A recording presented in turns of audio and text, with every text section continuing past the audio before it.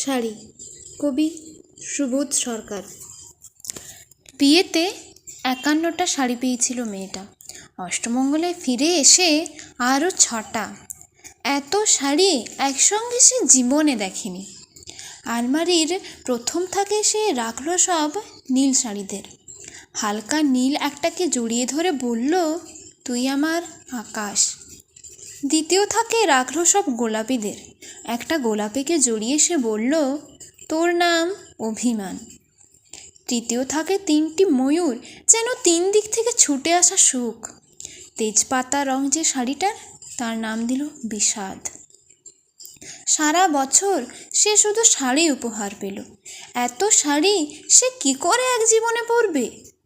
কিন্তু বছর যেতে না যেতেই ঘটে গেল সেই ঘটনাটা। সন্ধ্যের মুখে মেয়েটি বেরিয়েছিল স্বামীর সঙ্গে চাইনিজ খেতে। কাপড়ে মুখ বাঁধা ৩টি ছেলে এসে দাঁড়ালো। স্বামীর তলপেটে ঢুকে গেল ১২ ইঞ্চি। ওপর থেকে নিচে, নিচে নেমে ডান দিকে যাকে বলে এল। পড়ে রইল খাবার।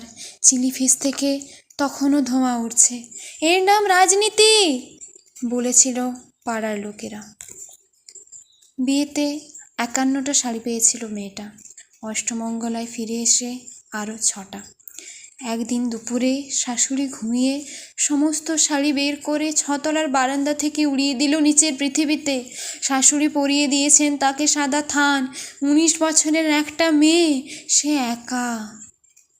কিন্তু সেই থানও এক ঝটকায় খুলে নিল ৩জন পাড়ার মোড়ে। একটি সদ্য নগ্ন বিধবা মেয়ে দৌড়াচ্ছে আর চিৎকার করছে, বাঁচাও, বাঁচাও, বাঁচাও।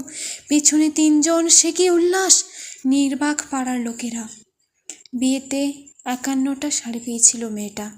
অষ্টমঙ্গলায় ফিরে এসে আরও ৬টা। বিয়েতে ৫১টা শাড়ি পেয়েছিল মেয়েটা।